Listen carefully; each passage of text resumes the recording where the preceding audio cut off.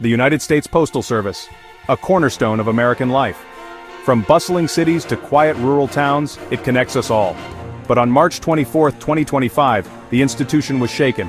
Postmaster General DeJoy announced his resignation, effective immediately. DeJoy's tenure was tumultuous, marked by controversy and change. His departure leaves a void in leadership. Doug Tulino, DeJoy's deputy, will step in. He'll be the captain steering the ship until a new Postmaster General is appointed. The USPS Board of Governors will be tasked with finding a replacement. No easy feat given the organization's challenges. DeJoy's resignation letter was short. He cited his belief in the USPS's potential. He thinks the organization is ready for its next phase. Transformation and modernization are on the horizon. But the timing of his departure raises eyebrows. Whispers of political pressure and backroom deals fill the air. The resignation is a shock to the system. The USPS, once a symbol of stability, is now a ship navigating choppy waters. What lies ahead? Uncertainty, change, and the potential for reinvention. One thing is clear, the stakes are high. The future of the USPS and the millions who rely on it hangs in the balance.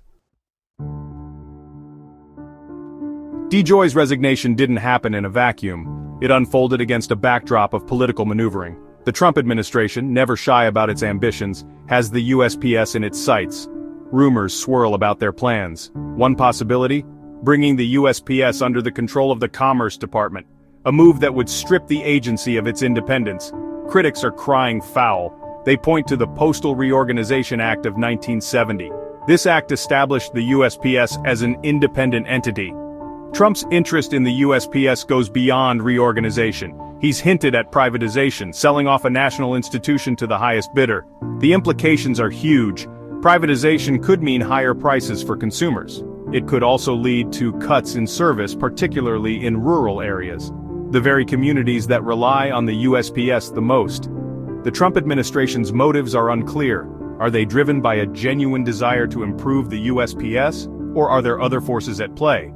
Is this about ideology or profit? The answers to these questions will have a profound impact on the future of the USPS. Louis DeJoy, a name that will forever be linked with the USPS. But his legacy is a complicated one.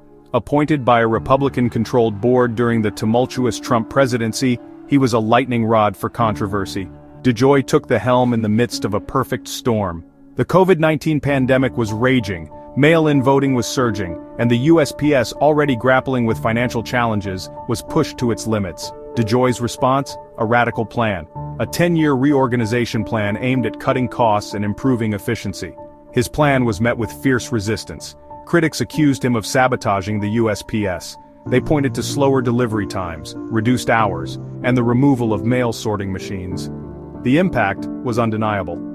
Americans, accustomed to reliable mail service, were left frustrated and angry. DeJoy argued that his changes were necessary.